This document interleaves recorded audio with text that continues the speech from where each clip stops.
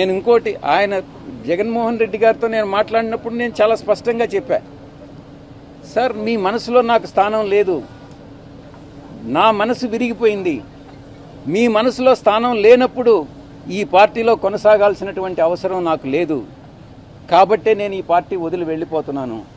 మీ చుట్టూ ఉండే వాళ్ళ చెప్పుడు మాటలు విని మీరు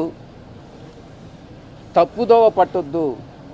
మీకు ఎవరు నిజాలు చెప్తున్నారు, ఎవరు అబద్ధాలు చెప్తున్నారు అన్నటువంటిది మీరు పూర్తిగా అర్థం చేసుకోండి. అర్థం చేసుకొని మీరు నిర్ణయాలు తీసుకోండి. అప్పుడు మీరు ప్రజలకు ఉపయోగపడతారు. మీరు నాయకులు, అధినాయకులు, ముఖ్యమంత్రిగా 5 సంవత్సరాలు పనిచేసినటువంటి అనుభవం ఉంది. భవిష్యత్తులో కూడా మీరు ఇంకా ప్రజలకు సేవ చేయాలి.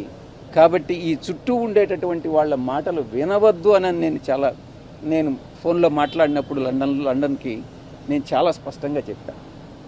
నా మనసు విరిగిపోయింది కాబట్టే నేను పార్టీ నుంచి బయట వచ్చా. రాజకీయాలను